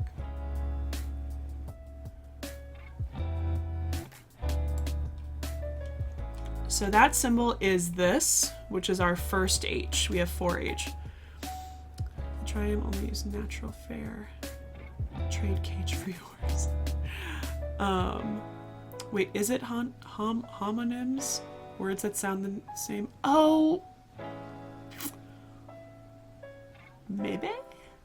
I would assume that is because homo means same. It sounds like it is. Okay, good. You Googled it. I was about to say it probably is. That's probably what it is. So we are looking for Haku. So H-A-K-U. K, which should be right here. Nope. Oh, but the K could be an ending. So it could just be ha-E. To come down, to go down, or descend. I did it again. So this means to come down. So now I'm realizing that this is the same thing, which means this is in the state of again. And so this, the K is the ending, and this would be the I, and then we erase the J, because this, no, switching over to this is all one word. So then R is 2, and then this means ocean, but it more literally translates to the great green. Waj being the word for green, and where being the word for great, and then this symbol is symbolizing a canal full of water. So then M is in or with, and this is boat. And then I gotta figure out what this symbol is. I shouldn't be calling them symbols, but sometimes my mind is just like a little flat. Oh, this is meh. And this is 120. So this is 100, and this is 20. So now I'm just gonna finish this out. So this is of, it's a general, a dative, and this is the word for cubit, and then this is literally 120. All right, y'all, we're gonna translate this. So in general, one thing that I can show very easily is the separation between sentences. So I can see, just because I have knowledge of this, there is a separation between sentences here, and there is a separation between sentences here. Yeah. Oh yeah, Pod. So many prepositions. The main ones are the ones we have here. We have the M, N, R. M, N, and R are like the main ones, and they are slightly interchangeable, but most of them are a little different. R is usually 2, N can be 2 or 4, M is in or with. And then there's lots of ofs as well. Back, had a shower. Star's back. All right, you're back in the perfect time because we're about to translate this. So I've separated the sentences. That does not necessarily mean that... So it's not that I separated the sentences. I've separated the clauses. So there is a chance that these clauses will be combined into a sentence, but we'll have to see where we go from there. So let's do a lovely deep blue color for the translation. So again, subject comes before verb, and then this is called a subjunctive, which means that it is kind of, it's either meaning like you're wishing or it's like future tense. So, and we also have this, therefore, which is an enclitic particle, which means it goes to the beginning of the sentence. So far what we have is therefore, comma. So one of the ways you can translate a subjunctive is let me, and then the verb. Let me recount. And then this is pretty literal. This goes, let me recount to you.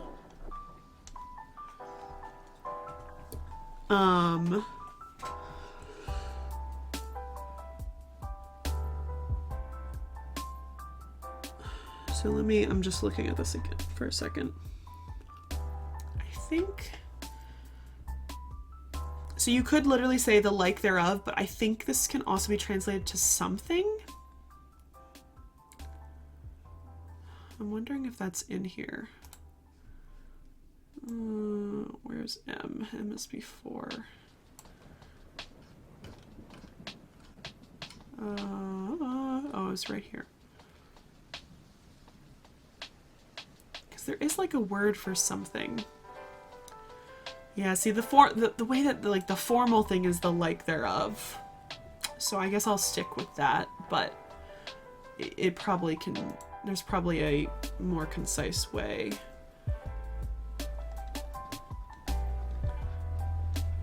to write it.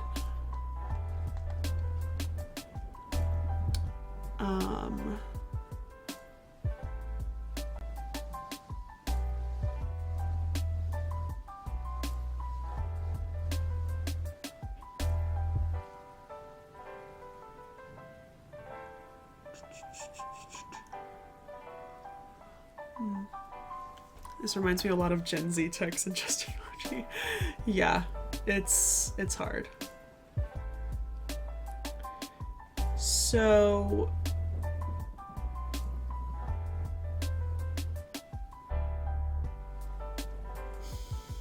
this is the problem, is that what I wrote here doesn't make sense.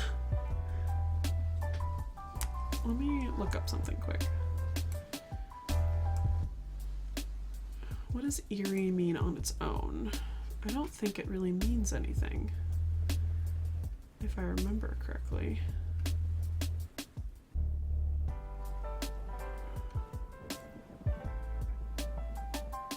Relating to. Thereof. These, yeah, see, there's eerie. Thereof, there too.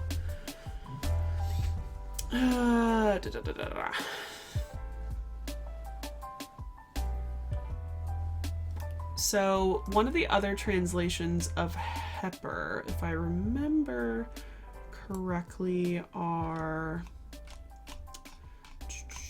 where's Hepper? So come into being, become, change, grow, occur, happen.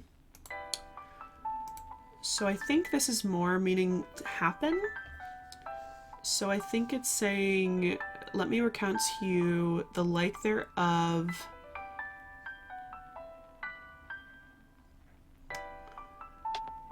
I think it's supposed to be like that happened. Because it's also sitting out by itself, which means it's not, or maybe what happened, kind of.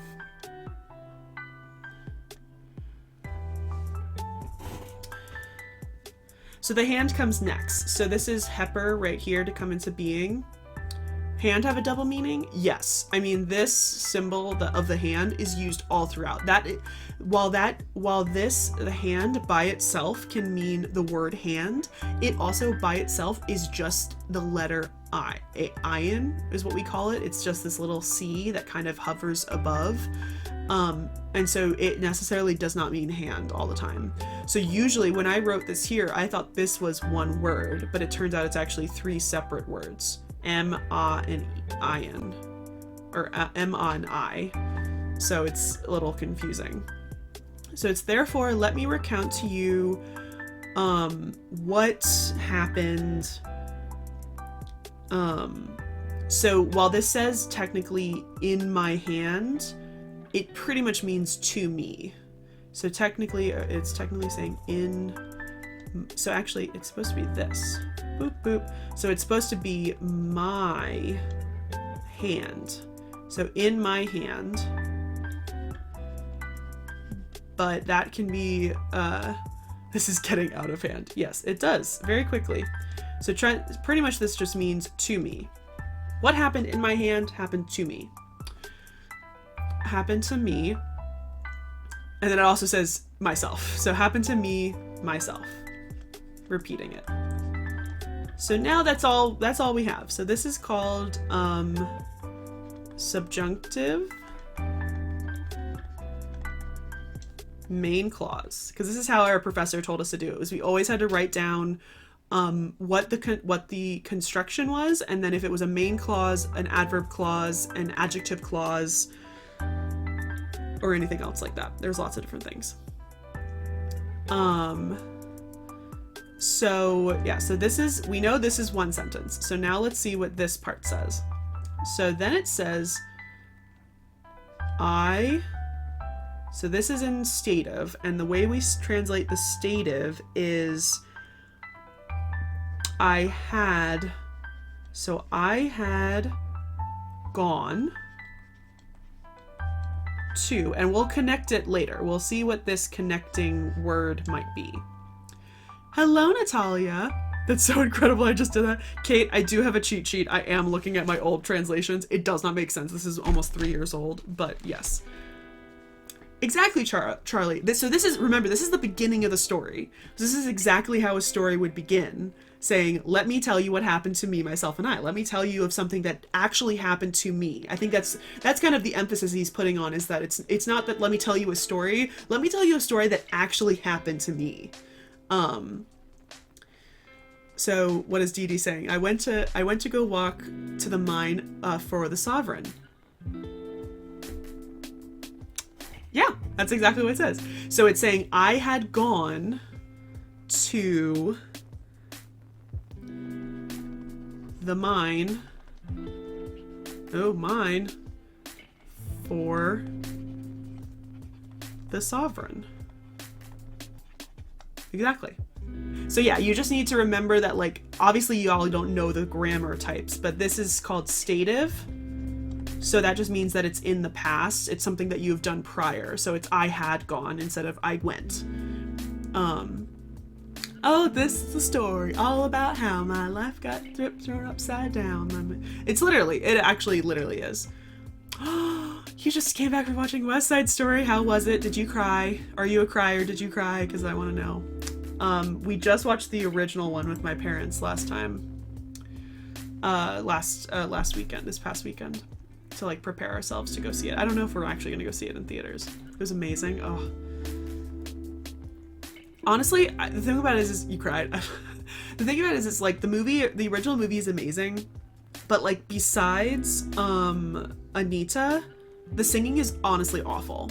I like Tony's singing. I hate Maria's singing. It is so soprano. It is shrill and it hurts my ears. So I'm very excited for not a full soprano. I'm not sure if she's a full soprano or like an alto or a mezzo, but it definitely, the parts that I've heard are not as soprano as, which of course Natalie Wood didn't sing any. She only sang one of the songs. Everything else was dubbed.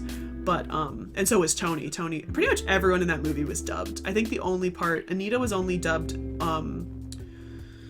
for America. Otherwise she sang. Oh yes, for sure, absolutely. Like literally the only Puerto Rican and the both Latinx person in the movie was Anita. It's so much better. I'm very excited. I heard that they only speak in the Spanish scenes. They only speak Spanish with no subtitles. And I'm excited for that. I'm not excited for any griping I hear from anybody about it. Like my dad mentioned it casually. Like he read a review on it and he was telling us how great the review was and stuff. And so he was telling us kind of all these inside scoop parts. But he did gripe about it a lot. And I was like, I don't want to hear about it. Like, I don't want to hear about it. Like, granted, I know that I'm not going to catch everything. I know a good amount of Spanish, but I don't know a lot. So I'm going to miss stuff. But that's the point. So don't gripe about it, please. That's the main thing. But yes, I do need to go see it because I do love a musical. So yeah, so we have it here. So now we'll just have to see if this is going to be a main clause or an adverb clause. So pretty much because it's the stative and it's in the past, you can assume that whatever happened in this second half of the sentence, it happened after the first part of the sentence. So we can attach it with a word like after. So it's let me recount to you what happened to myself after I had gone to the mine for the sovereign.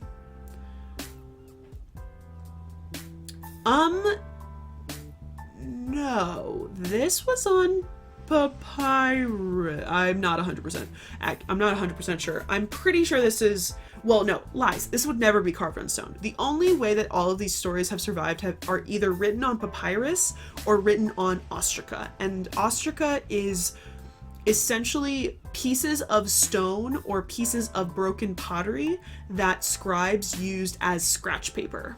and they would write out. The main reason we have so many examples of these stories is that literally scribes had to practice, and so they would practice writing out these stories in hieratic. So they're also writing in hieratic, which is like, oh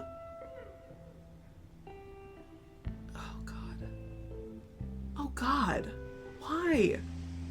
I'm sorry, I just got notifications from some guy from high school just followed me on all of my Instagram accounts. Yes, I apologize. I was not clear about that. So yes, this was all mostly written on papyrus in hieratic, and hieratic is not the hieroglyphs that you see here. Hieratic is a cursive form of this. Let me show you a picture. Let me,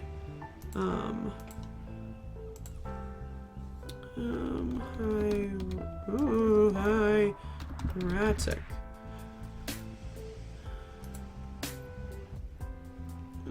Let's see. Oh, that's not close at all.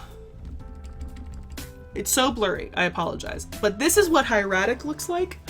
It is, as Greg says, because Greg has learned this. I have not learned hieratic. It is infinitely harder. Infinitely harder.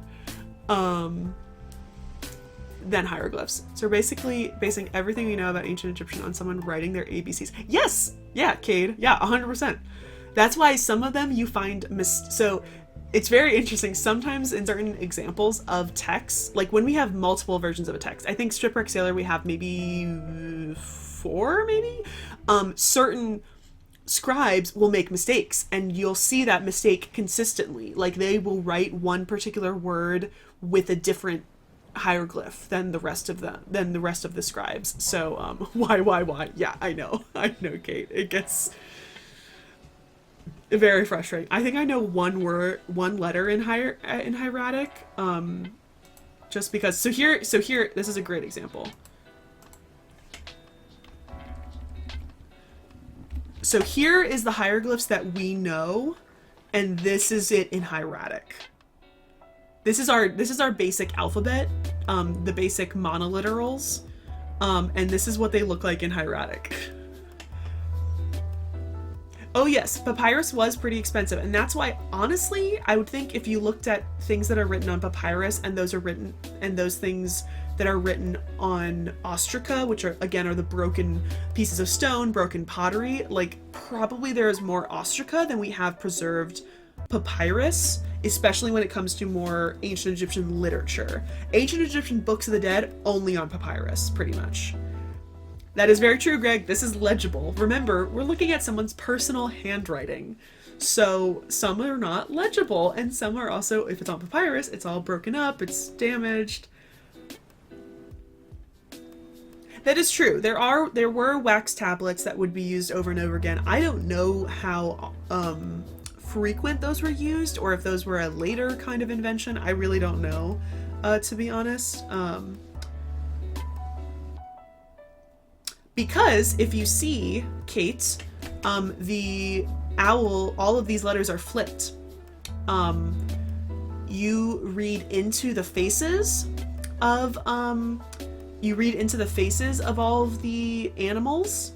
So from whenever you would read any of these, you're going to read these from right to left, and that's why this one is flipped. Currently, the way that I am translating it, we're reading from left to right, to kind of be similar to most of y'all who are reading from left to right.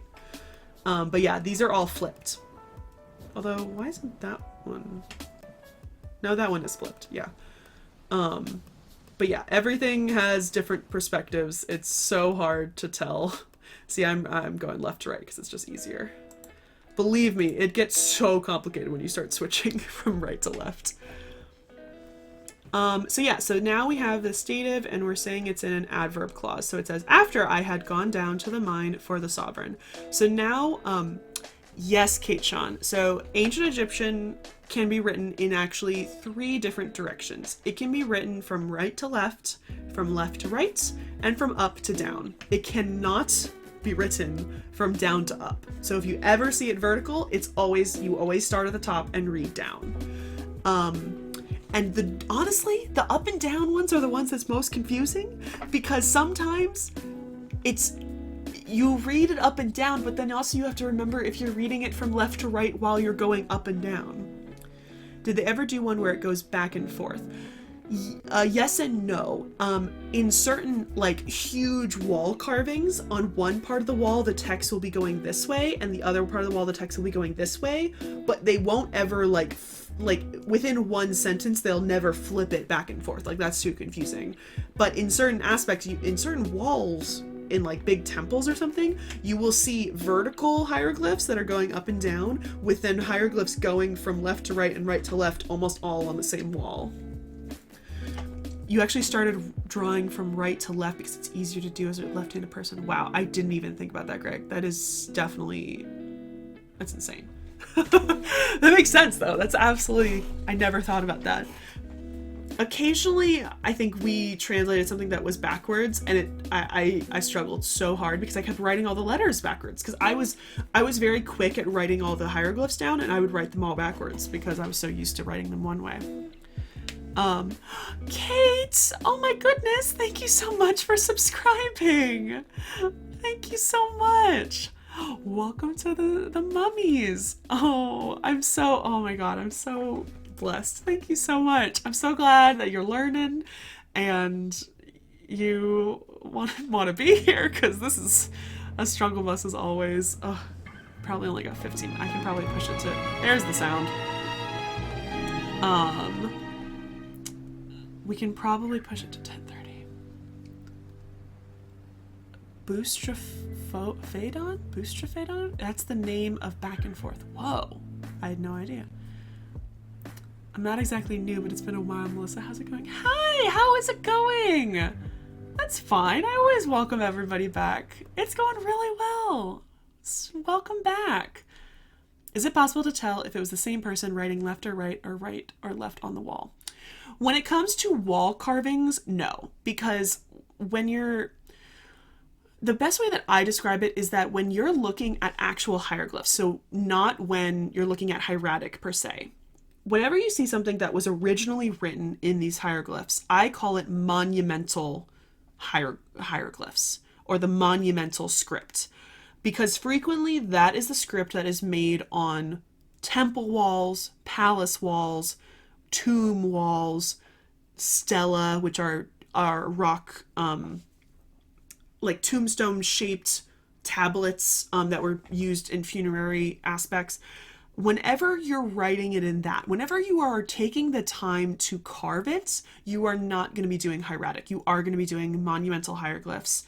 And in that case, it is an extremely standardized language because it is literally art.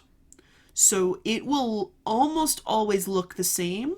It's, from what I remember, it's extremely hard to tell if there was any scribe, like a signal that this was a scribe writing it.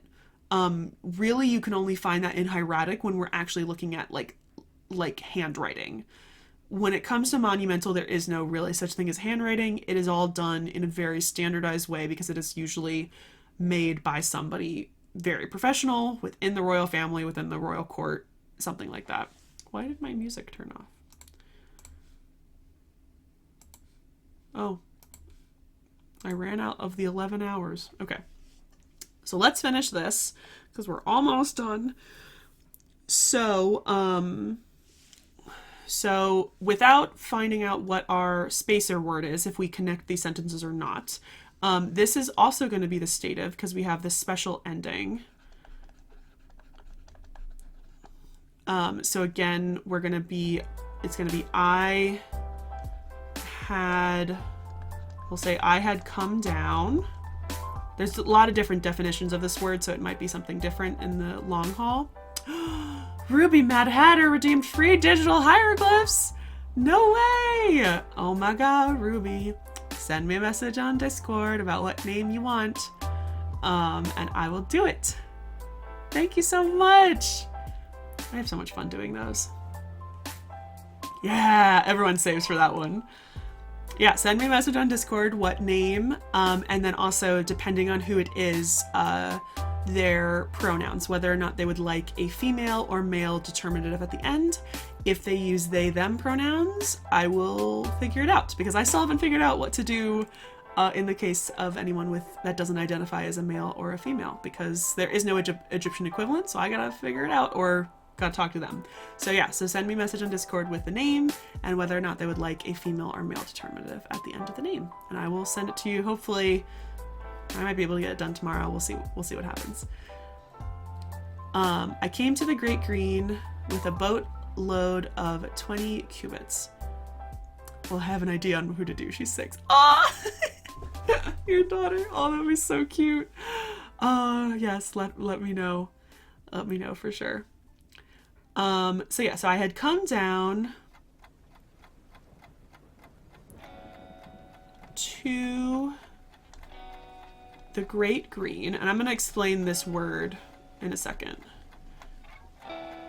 In a boat of 120 cubits. I think there's actually another. Let me just quickly write the next, because this isn't the end of the sentence if you can't tell. So let me quickly just write this. I'm going to write till the end of the sentence down here. And I'll just show you. I'll just jump ahead.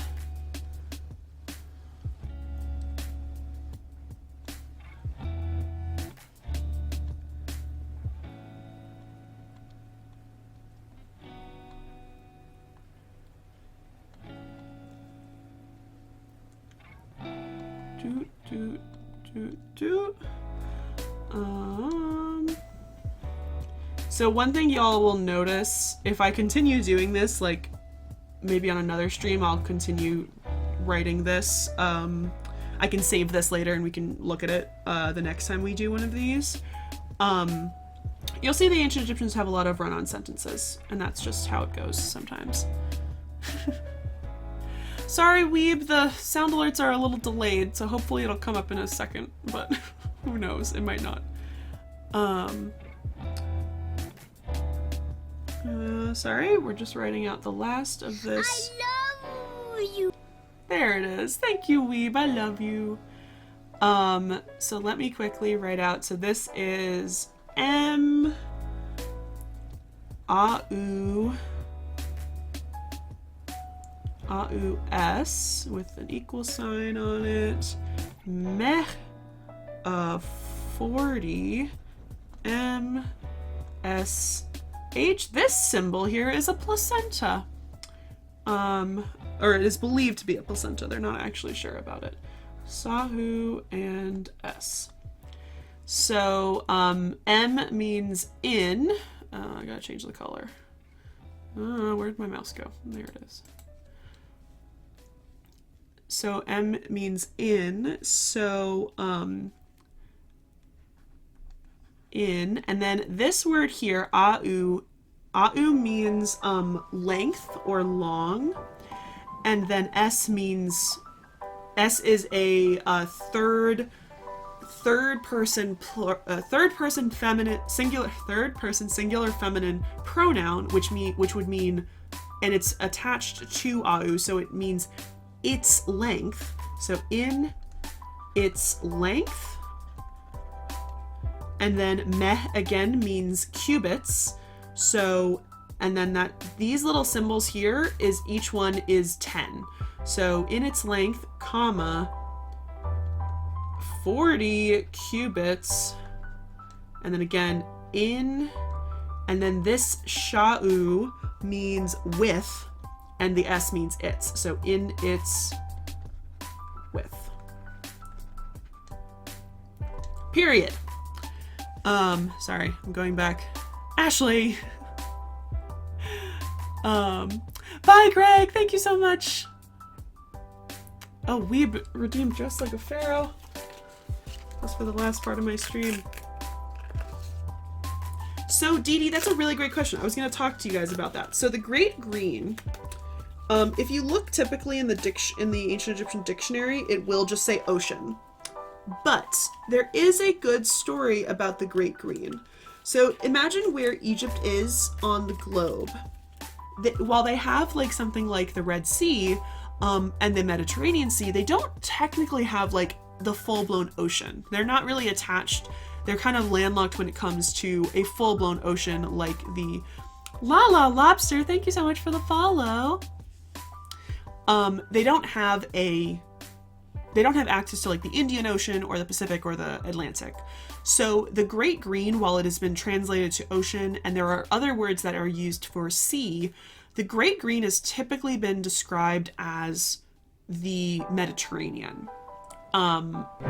And it's kind of totally unclear as to why. There's a whole kind of story about that and theory about that, but I believe when they say the Great Green, they usually mean the Mediterranean, and it doesn't mean the Nile, because the Nile has, the Nile is, Hapi is the word, because Hapi is the god of the Nile.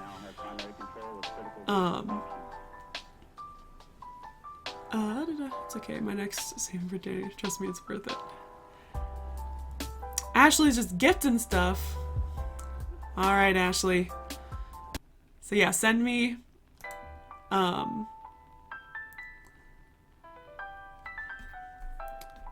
so the Great Green is literally like, it's not exactly, again, it's not exactly the ocean. It is pretty much, the Wajware has, blue did exist, Cade, actually. Blue was a pretty prominent color in ancient Egypt.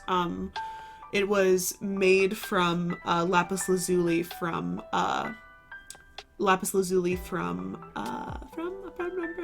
Afghanistan. So yeah, they did have a word for blue. But yes, so this full sentence says, "Therefore, let me recount to you what happened to me after I had gone to the mine for the sovereign. I had come," and then, oh, sorry, we forgot to do the connecting word. Okay, so the connecting word, oh, Ruby Mad Hatter's rating it too. Ruby's in the chat now rating. Oh, thank you, Ruby. Yes, Cade. Actually, that might be wrong. I think you might be thinking of purple. Purple was a very... I'm trying to think. Where in the hell is the second guy from? I did the raid to fix my host issue. Oh, got it. I'm trying to think if you're thinking of purple or if in other cultures blue is not a thing, because blue is definitely a thing. Purple only popped up in Near Eastern. Oh, it's Tempest. Thank you, Ruby. So let me just go back quickly to this connecting thing. So either this could be a separate sentence. It could have been a separate sentence and you just add it, say, I had gone to the mine for the sovereign. And then you say again, I had come down to the Great Green. But the other way you could do it is you could cross off this, and you could say having come down. So instead of, you literally say, after I had gone to the mine for the sovereign, having come down to the Great Green in a boat of 120 cubits in its length and 40 cubits in its width. So yeah, there is no word for and in ancient Egyptian. It's just if there's two things that come next to each other, you just put an and in between. So that is the first sentence of, is that actually the end? Nope, there's the sentence still goes. The sentence still goes on. I'll read you the sentence and we can translate it later. The end of the sentence is with 120 sailors which were in it, consisting of the best of Egypt, or is the last part of the sentence, and that is the full sentence, and then it starts anew. But yeah, this is a very long intro sentence. Yeah, it's not, I don't know. So the, purple comes from a plant in the Levant. I can't remember the story about it. Blue was very prominent in ancient Egypt. It mostly came from the color that they loved, which honestly is kind of this deep color of, I'm actually going to switch to just chatting because we're done. Does anyone have any other questions?